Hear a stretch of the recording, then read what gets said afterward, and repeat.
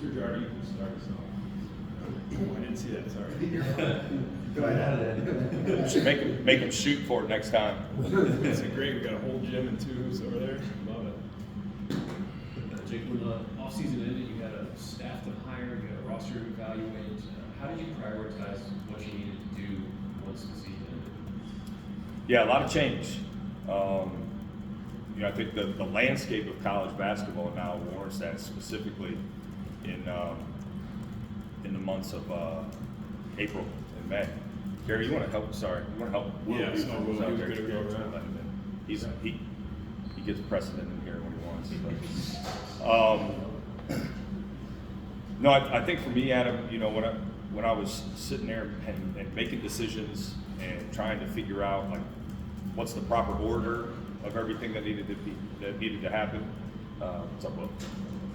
It wasn't so much about like this checklist, but it was more just like attacking each day and trying to get something, be productive, essentially.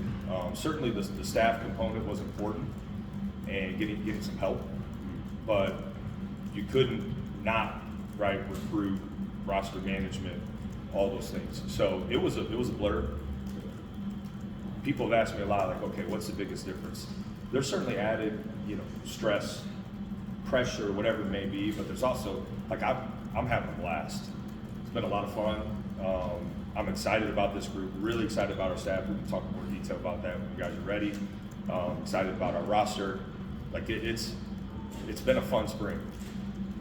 So when it comes to the roster, how much did you want to change things up, and how much did things change? I guess, how much did you prepare for how the roster ended up becoming? How much did you have to adapt to as things progress? Yeah, you have to be able to adapt. We certainly wanted to, I think, structure the roster that fit a little bit more the style that we want to play moving forward. But yeah, you have to adapt, and you can't. I think the thing is, you can't take things personal. You got to be able to move on quickly. This is the Ohio State University. There's a lot of really good players that want to be a part of this program, and that's certainly a perk of being here. But adapt is a good way to put it, and you got to be able to do it quickly.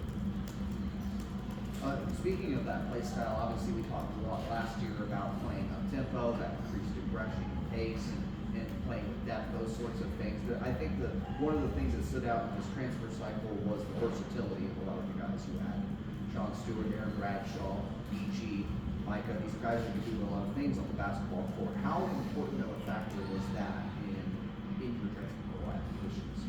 Yeah, versatility is important. I think it makes us harder to guard and allows us to be a little more creative defensively. So we were intentional about that. And the other thing we were intentional about, all four of those guys were in the NCAA tournament and won at a certain level last year. So that was something I'm really excited about, their experience. I mean, Micah played the national championship game 2 years ago on Sweet 16 when Michi's, helped lead South Carolina to a best season they've had in a long time. And Aaron and Sean, for being young players, to be able to get NCAA tournament experience is really valuable. So I love that component of it too. Certainly the versatility, but yeah, I think the winning is important as well. And then, as it looks right now, one scholarship left open. What are the plans for that spot? Yeah, the plans are to fill it. I can't get into too much detail on that right now, but yeah, plans are we're trying to fill that and being really intentional about that. You mentioned staff changes. Can you kind of go through what you liked and kind of how each guy fits into your plan? Yeah, so if you look at our staff, much like the guys we brought in through the portal, they're all coming from winning programs, and they've won at a high level, and I think that's really valuable. Joel coming from NC State and the run that they went on, his experience will be valuable for us. Jamal coming off really I guess there isn't much arguing, the best 3-year stretch in the history of the school, and certainly his experience in the Big Ten was important. Taylor, Northwestern, unbelievable success, both in our league and in the NCAA tournament. That's really in the history of the school as well. And then, Luke being at Baylor and working for Scott Drew, who's someone I know and trust, and seeing how that program is run and how that's certainly going to be valuable for us. And then, I think Dave Dickerson, who's certainly a familiar name around here, you know, he was on the last staff that went to a Final Four here and won Big Ten championship. I love that about him, but also for me, like his experience being a sitting head coach, and for him to leave that and come back, I think says a lot about who he is and how he feels about this place. So I love the guys that we've been able to bring in. And when I was going through the hiring process, there were a couple things that I was just trying to stay committed to making decisions based upon, is it helping, do I think it's like helping us move towards winning the championship? And then are these guys committed to helping young men grow, which is something I'm really passionate about. Like that had to be aligned for this to work. And then you're putting staff together is much like building a team. You're looking for strengths, weaknesses, how they complement each other. You know, chemistry is really, really important. So there was a lot that went into it, certainly. You just kind of went through the varying levels of experience. Taylor is recent into this. Some guys, Dave, is doing it. You as a first-time head coach, how much did you want to have that different levels to kind of, especially different guys who've been doing different things, to kind of bring new ideas and whatnot to it? Yeah, it was really important. Dave was someone I knew right away that I would be fortunate to have him as a part of our staff, because you know, he and I had a pre-existing relationship, and it's one to which he can coach me a little bit too at times if I need it. So I'm excited about that.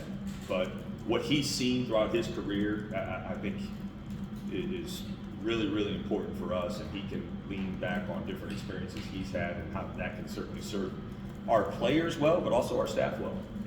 And then, you know, again, I think anytime you hire, you're also to some degree hiring, right, guys who are bringing a knowledge from their respective programs, and I think we hit it out of the park, you know, in regards to that. So I think it's great. Taylor, you know, yeah, he hasn't been an assistant for an extended period of time, but man, was he a good player in this league, and he's won in this league as an assistant coach, which I think is really important. And there's certainly, in college basketball today, there's a relatability factor that's critical, and I think him still being able to get out onto the court and you know, spar with guys a little bit will be valuable.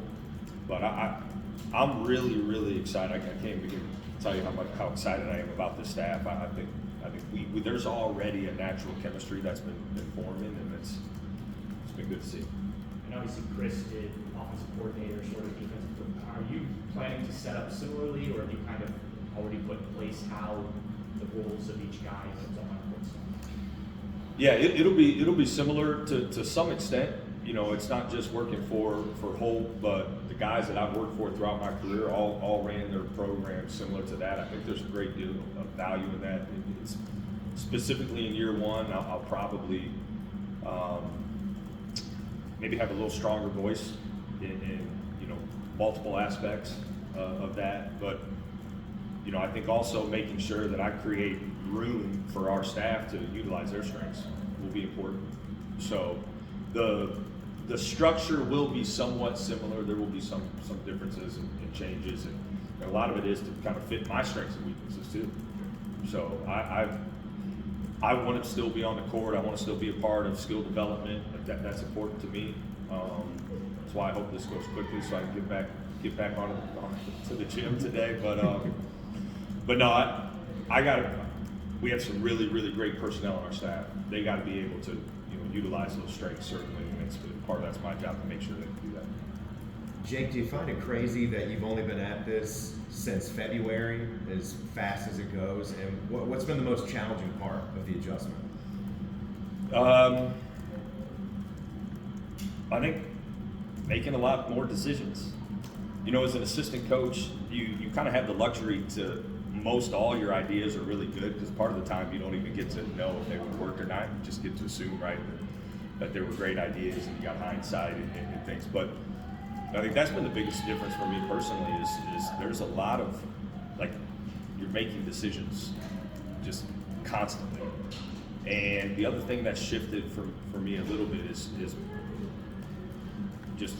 again, full transparency, like my mind doesn't shut off not that you really had a lot of time as an assistant coach, like you didn't get a ton of time off. What's up, Keith? But I just find myself constantly thinking about what's next and thinking about our players, thinking about our staff, thinking about our staff who's trying to relocate, thinking about our players, how we're going to build chemistry. Like it's just like my mind just doesn't stop. So that's been an adjustment too. I feel like I've kind of settled in there to that component a little bit, but that was different. Starting off those two things. Well, I'm wondering on that note, how, not just you, but all of your other, friends in the coaching community with the way the sport is now, how do you even have a plan for the off season? Because I gotta imagine some of the guys that you brought in, speaking of the transfer portal, they're getting, recruited by 10 or 20 other schools like you that want them really bad. And what is that process like of not shutting your mind off? Oh, this guy's gonna pick another spot. We gotta go right back to the drawing board. How busy is that? How hectic is it? Does it look like, you've got the marker board up there with 1 million names written on it and you're crossing them off left and right when they go somewhere else? How does that work nowadays? Yeah, it's, you have to be able to adapt. We started off with that. There's, it's hard, the days of like having a true understanding of what your roster is going to look like year to year, a year in advance. I think those days are mostly over. There may be certain years where you have a better feel for that than others, but I choose to kind of look at it as a positive. It allows us the flexibility every off season to be able to like bring in the right pieces. And the hard part in recruiting, specifically the spring, is you're making decisions that are really, really important for your team in a short period of time. So it's a significant commitment to make sure you're evaluating and certainly their game, but probably the harder part is evaluating who they are. And so for us in this program, we're going to constantly like really, really dig deep to find the right guys. And I feel like we've done that. Like, I feel like we've got guys who, care about winning. Like Michi Johnson wants to win at Ohio State. That's really, really important to him. It's probably the biggest reason he decided to come back, and I love that. That's so valuable for us. But the difference is now I think we have to be, as a staff, even more intentional and spend even more time building relationships with our guys, solidifying that chemistry, both that crosses that line of player and coach. And then, like being creative of how we can create, stronger chemistry in what is now a shorter period of time. And you just got to find a way to do it between when they get on campus to the time the season starts. And honestly, it's going to continue to grow throughout the season. So you can't, I think the days of summer kind of, we'll be a little more laid back, or it might, can't do that anymore. We got to build a great chemistry. We have great guys. I think we're going to be able to do that. By the way, how cool was it getting the call to throw the first pitch out at a Guards game? And do you want that one back? Yeah, so someone gave me the advice, and it's probably been 25 years since I stood on a pitching mound, and someone gave me the advice of, hey, you have to aim high. Now I was a little too casual, I'll admit that. I wish I could have that back and fire it a little harder, but I thought when it left my hand, I was like, oh, that's straight on, that's gonna be good. And here it was short, so I had some people close to me who gave me a rough time for that, but no, it was an unbelievable experience. I think the best part was being up in Cleveland, seeing the reception and the love for Ohio State and for our program. That was the best part. Certainly standing out there was something I'll never forget, but I think more importantly, just the excitement around the program and certainly the love for Ohio State in that part of the state was awesome. You mentioned the game has changed and now you can't look too far forward. How far into the future can you look now? And then how far in the future did you look in the first couple of years as a coach? And how much has that changed? Yeah, I think it's changed. I think, it's changed how you structure your roster and it impacts recruiting, certainly. We're going to always, I anticipate us always having a balance of bringing in, high school players and complementing the roster with transfers and certainly impactful transfers. But it's hard for me to see a time right now, the way way the landscape is today of the days of having like five-man freshman classes. You may have some outlier years where that's necessary, but I think more importantly, you're constantly evaluating, trying to project the impact guys can have that year, that next year. So if it's freshmen who can do it, great. If it's you need transfers for that, fine. But we still want, like, development is really, really important. It goes back to that growth that I talked about. Like, we still want guys who can develop in our program. And I think we got some guys on our roster you're going to see that. Certainly from last year to this year, but even throughout the course of this season, and ultimately a couple guys from this year to next year. And in that vein, what do you need? What are you expecting from your freshmen this year? Yeah, well, it's going to be a transition. Certainly, I think it's a transition every year. It doesn't matter how talented you are as a freshman. I like our two freshmen a lot. I think both of them are going to be able to provide some real value for this team. What that looks like, come November and ultimately, right, maybe January, because it'll be different as they grow. That's to be determined. But both those guys love Ohio State, which I think is really valuable.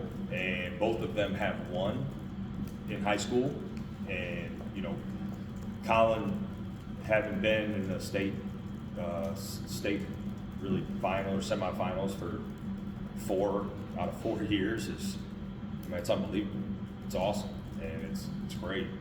And then Junie playing in the, what is probably the best high school league in the country, and having the success that he had this year, that's going to serve him really well. So I think those two will be valuable for us certainly this year. Jake, getting Bruce back, 2-time captain, is huge. As a new coach, to bridge the gap from the old era to the new era, how much does that help out a guy like that? How is he leading this new group so far? Yeah, I think it's less about maybe bridging this gap, because this is new, and we've completely turned the page, and it's going to be different. I think, listen, I've said this before. I think Holt's a really good coach. I think he's going to have a ton of success at the ball, and I've learned a lot from him. But we have to completely turn the page. This is an entirely new program. There's certainly some guys who were part of this program in years past, but even for them, this is a fresh start. This is entirely new. So I don't know necessarily bridge the gap, but Bruce is a really good player, and he's about all the right stuff. So anytime you specifically first year head coach, you get to have a guy like that on your team, that's gives you a little peace and comfort, because he really is, he exemplifies kind of what I want to be about. As a coach, what I want our program to be about, and just an everyday work as hard as he can, keep getting better kind of guy. And then I want to ask, with the front court players you brought in, Sean Stewart and Aaron Bradshaw, highly recruited guys out of high school, had some success year one, didn't play a whole lot. How can they take a jump in year two for guys like that? Playing the front court, didn't get to play a lot, dealt with some stuff. How can they make a jump going into this year? Yeah, I think one, their experience and knowing what college basketball now looks like and feels like will be valuable. I think if you look at the last 5 to 10 years, even maybe going back a little bit before some of the COVID year stuff, you saw really talented freshmen who stayed into their sophomore year. You saw guys kind of across the board make significant improvement. So both those guys work really hard, and that's why I'm confident they're going to be able to make the jump. But I also love the fact that we have a veteran backcourt, and I think that's an important component too, that will help the transition from them going from maybe a more limited role to a significantly increased role.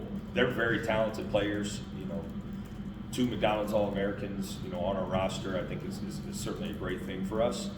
But they don't have to do it by themselves. We got some really good veterans, in that backcourt that I think will help that transition point. Yeah, you mentioned before when you were in Cleveland how you get a pretty warm reception. So I'm just kind of wondering, in Columbus, what has the response been to fans? Do you notice maybe when you're walking around town and more people recognize you and say hi? What has kind of been the response from Buckeye Nation fans as you as men's basketball coach? Yeah, it's been great. It's different. It's different, but I'll tell you what. I love how passionate our fan base is, and I love how much they care. And so people coming up and saying how excited they are for next season and our program, and people who have told me that they've gotten season tickets who didn't have them before, like that stuff's great.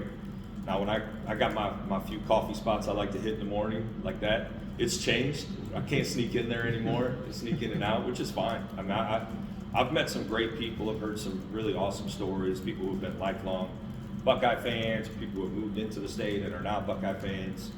But the reception's been great. But I think it's less about me and more just about the excitement surrounding our program. And so I've enjoyed that. But yeah, it's different, but it's all good. With that kind of stuff, like you mentioned how it's different, like, do you reach out to maybe other coaches, like men's basketball coaches or women's basketball coaches, and kind of ask like how to deal with all that, just deal with being a head coach in general, or because it's still kind of, you're just learning on the fly? Yeah, no, I have. I'm fortunate to have some great mentors in this profession. Some who've been a head coach for a long time, some who haven't been a head coach very long. And I think leaning on them and asking questions is really important. But the common denominator is just like the common advice is be yourself.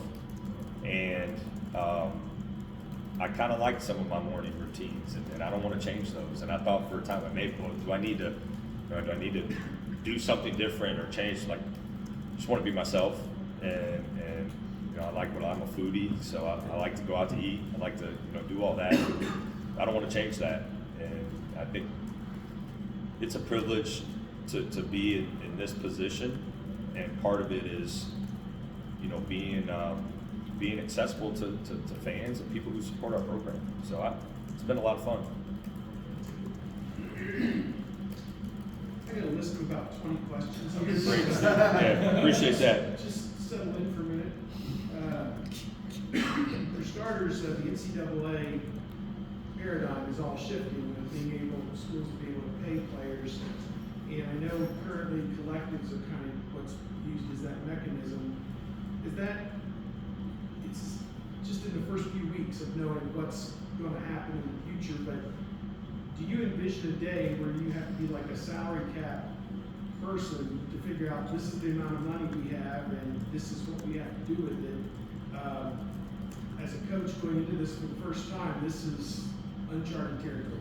Just your overall thought of the direction, not knowing where it's going just yet, I guess.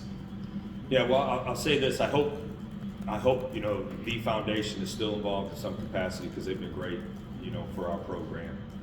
So I'm really appreciative of the work that they've done and the way that they've, connected our program to the community in a way that probably has never been done before. So I hope that still exists to some degree. It's hard to anticipate what it's going to look like, but I say this with great confidence. Certainly the foundation that Gene Smith has laid, but as Ross transitions to leading us, like I'm very confident we're going to be leaders in this space, and that's exciting. And listen, I think it's valuable for us that I haven't been a head coach for a long time. I'm not set in these certain type of ways that maybe the way it used to be. I'm old school in nature in some things, but I'm excited about where the landscape is heading, and I'm excited about Ohio State helping lead that way. So we'll see what happens. It's not a lot of details yet. Just we all know there's going to be a lot of change. So we'll embrace it and see where we're at here maybe this time next year. The way you set up the roster, it looks like there's, other than Bruce, who you would figure one would think is going to be very important given everything he's done in 2 years. The other 4 spots, it looks like you've got 2, maybe 3 guys lined up to compete for each of those spots, and nothing's really set. Just that had to be deliberate to figure out how can we breed competition in these other spots. Is that what you looked at when you put the roster together, I guess? Absolutely.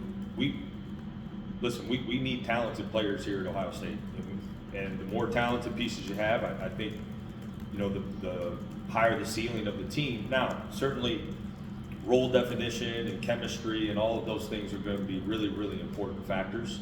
But I love that there's a healthy competition going into this season, based upon the way our roster's been able to shape up. And I go back to like some of Thad's teams, like that was the way some of his teams were. Like you had, you know, I think Bag just actually talked to Deshaun Thomas this morning, and think of the freshman year, you know, he had. He was certainly a, you know, pretty sure he was McDonald's All-American, if I remember correctly. Good player, but didn't get to play much. There was a lot of, you know, a lot of that competition. So I think it's great. We got competitive guys. So it'll be a good thing for us. You touched on Stewart and Bradshaw a little bit. Those two in Parks. How do you kind of, looks like 3 guys for 2 spots there. Just how do you kind of envision that shaking out? The best players are going to play, obviously, but just what's your thought about early on how those roles might shake out? I feel like you got some thoughts on that, Steve, based on this.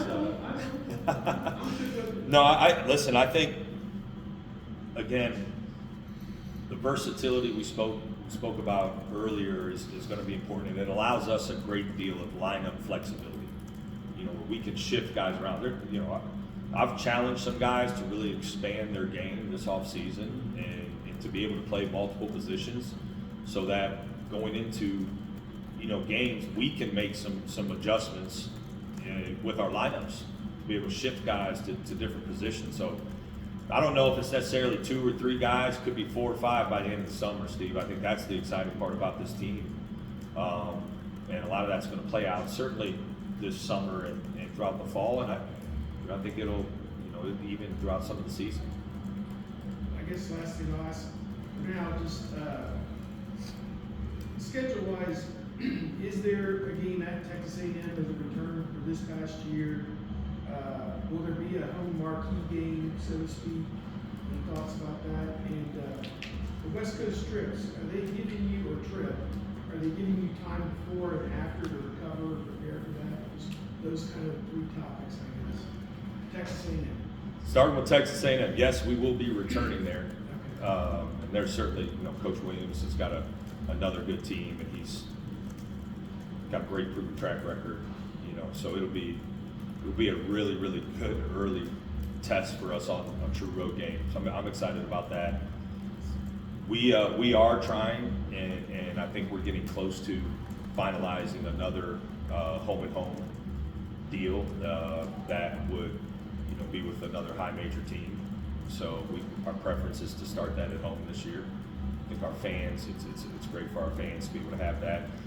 Listen, scheduling, it's hard right now because a lot of these, you know, we reached out to just really tons and tons of teams who would be probably in the last few years considered the top end teams in each respective power conference to try and schedule. But a lot of teams are transitioning from home and homes to neutral site games. And so it's been a challenge, certainly to fill out the schedule. But I think when it's all said and done, you're going to see we're gonna have a tough non-conference schedule, certainly, which is exciting. But yeah, it's that part's been different. It's different now than it was even like 2-3 years ago. And this where a lot of teams are fighting to get these neutral site games. So I would love, just, you know, moving forward, I'd love to always be able to have another high major opponent in our gym. I don't know, Steve, it's going to always be able to work out that way, but our intention is to do that. Or just West Coast, but Yeah, sorry. Big Ten kind of come up with in that regard. So we're going to LA.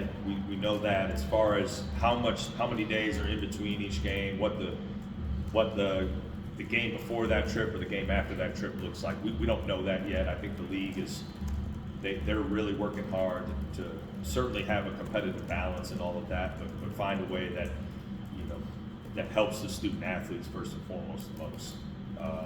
We'll get to that information more probably, I would imagine, either later this summer or early into the fall. But yeah, what we do know is we are going to LA, which certainly will be a great kind of first West Coast trip for us. Hey Coach, now you spoke of, you know, having to adapt early on. I know you finished for, you know, assistant coach, field coordinator. How has your journey prepared you for the job as the head coach for the Ohio State University? I've been really fortunate to work with and work for some high level like coaches. And I think I sit here today as almost like a byproduct of you know, being around some just really gifted people. But having started, you know, essentially as the formal title back then was student assistant when I first finished playing, to now being head coach, and really essentially having worked in every other aspect in between at a different time in my career, I believe is really valuable. It helps me see things through a different lens, whether I'm talking to, you know, David Egelhoff in the operations space, or I'm talking to, you know, Terrence Stiles and kind of his role, or assistant coaches. So I believe it gives me a really good perspective. And so I'm appreciative certainly of the journey, but probably more so the people that I've been able to be around. I mean, when I was video coordinator, I got to sit with Jeff Bowles and you know, his office and listen to him on recruiting calls, or Dave Dickerson, or, you know, I've worked for Bryce Drew, played in the NBA. It was just like, I think his basketball instincts and his mind is just really gifted. I mean, you know, Holt's ability to put together a culture and lay a foundation there was certainly valuable for me to see.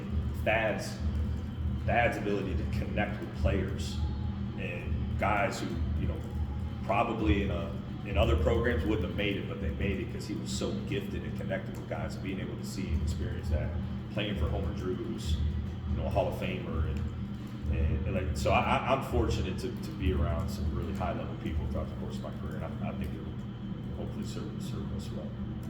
Also, so you know, what are some of the positives that from last season you got really to go?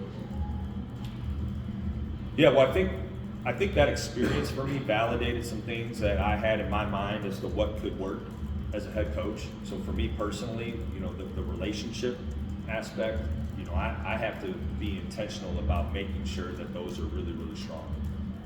So I've been asked, okay, that sounds good, right? How do you do that? Well, I think some of it is being really active in recruiting, right? There's a relationship that's formed in recruiting that's really valuable. It's a big reason why I was able to have such good relationships with players when I was an assistant coach. But it's also being on the court and like sweat equity, being in the gym with guys.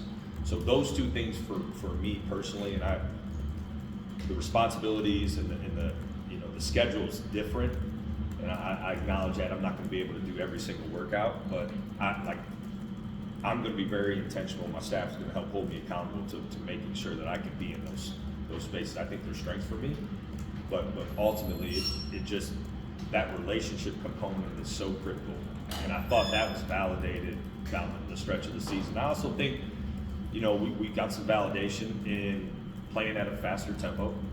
You know, our tempo was if you break it down into segments, right? Our tempo that last stretch was significantly faster. We're not going to be the fastest team. We don't want to play reckless by any means. I don't think you can in winning a high level. You can't be reckless, but we do want to play a little faster and try to not go against a Matt Painter or Tom Izzo or Brad Underwood set defense over and over and over again. We want to try to create some turnovers, capitalize on some advantage situations with our pace. So those were things that I think I learned, and also it was in what really was a tough time for our program.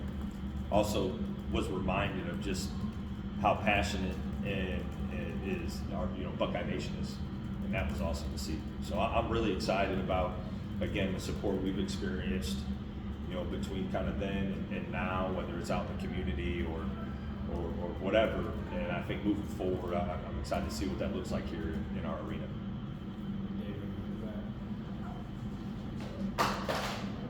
Hey, Coach, how's it going? First off, Jeff, on the memorial yesterday. I was gonna say, I just saw you. Yeah, that was me. I did. My dad came down, and he and I got to go out there and spend some time together. So perks of his new retirement, which was in my unbiased opinion, overdue. But Speaking of dads, Father's Day's coming up, and I know you're about to be a dad again. I guess, how does being a dad make you a better coach? And specifically, how did you change your perspective in coaching when you first became a dad? And how does, with an ever-growing family, prepare you better to be a head coach? Well, I think God knows exactly what you need, and certainly he felt I needed 2 daughters first, which, you know, I think being a girl dad for the first, so we have 3 children. My oldest, James, is 6. She's 6 going on like 16. My middle child, Jessa, is now 5. My son Jackson, my middle child Jessa's 4. My son Jackson is approaching 2 years. But I think having daughters first certainly gave me a different perspective. I have obviously just brothers. My wife has just brothers, so I just assumed we were going to have a boy, but God had other plans.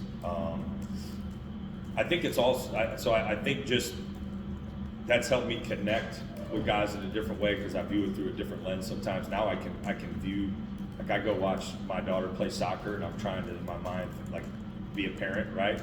And no parent can see like unbiasedly, right? There's always a little bit of bias, and I fall victim to that at times. So I think understanding how parents view their children has been valuable. I think, you know, now having our guys come around our family and see me as a husband and a father. They saw me as a husband before, but now they can see me as a father. I think it's helped strengthen, you know, relationships. But yeah, you know, I don't know if I ever anticipated we would have 4 kids under 6 years old. If that probably gives you just the fact that our family is able to function, gives you an idea of just how special my wife is. But yeah, family's really, really important to me. Certainly my family, certainly the family our players, you know, come into our program with, but the greater family of this program, like it's families in our locker room. We say family when we break huddles. We did that down the stretch of the season. That's really, really important. You're constantly finding, right, something bigger than yourself to hold on to. We've had some success with that, and we've got to keep doing that. And certainly guys being around our families, our staff families, is an important part of it. So 2 follow-ups. Get back in the gym. Obviously, you can't go out and get Jameson Battle every year in transfer portal. Do you feel you have enough 3-point shooting on this team? I think we do. I mean, we'll see. Listen, a big part of it's going to be development. And Jameson came into this, I don't remember off the top of my head, but the last couple of years, like his career 3-point field goal percentage wasn't near what he finished at this last year. So development's an important part of it, and you know, I believe we're going to be a program that can help develop guys quickly. Certainly with the staff we've hired, but also the resources we have here at Ohio State, which are top of the line. So I'm excited. You know, the guys we brought in, certainly Michi, I think he's going to be able to be a threat. You got to guard him kind of way out there at times. Judy Mobley, in my opinion, was one of the very best shooters in the country, regardless of class. You know, Bruce, I'm expecting him to take a jump, and he's certainly capable. He's had multiple games where he's made multiple threes. And you know, I think some of our guys with size, the way we're going to play, there's going to be some more spacing, and there's going to be opportunity for them to shoot. So I like the pieces we have. You know, it's hard to predict. I don't know that anybody could have predicted Jameson was going to go from maybe low 30s to low 40s in a season. And our guys certainly have the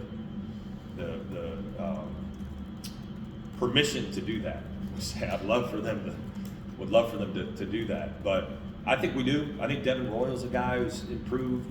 We worked really hard on that this spring, and he's shown some real improvement in that. So I think we do. Something we'll monitor certainly, but I'm confident in it. Do you come into the summer healthy? Is everyone ready to go? Is you go get workouts and things going?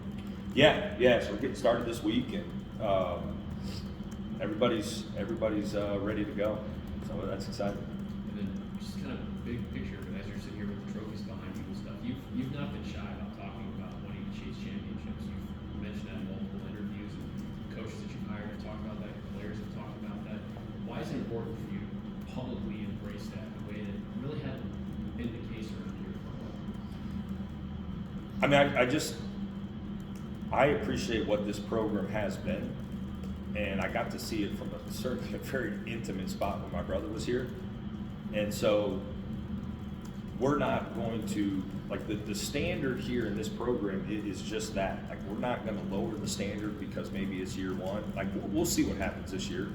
You know, just because we talk about it doesn't certainly guarantee that that we're going to be able to do it. I think we got great pieces. I think we have the personnel to like really take a jump this year. But the standard's a standard, and that is competing for championships. That's the way this program has been. That's the way this program is going to be moving forward. We feel a great deal of responsibility to help push that. But like you see guys like Will Buford walking through here, the guys that are going to be coming around here this summer. Like that's why I want them around, because they lived it. They walked these halls when they were cutting down nets, and that's what we're striving for. And we're not gonna shy away from that. It certainly doesn't guarantee anything, you know. But I think for our guys to know that, hey, this is where we want to go, we need to, like, there's got to be reminders of that. It'll be hard. We're gonna face adversity. But I think just if we can lean back to like, hey, this is why we're doing it, that's going to help us fight through that adversity. Okay, thank you. All right, guys. Thank you, Jake. Good to see you. Yeah, see you around. Good to see you.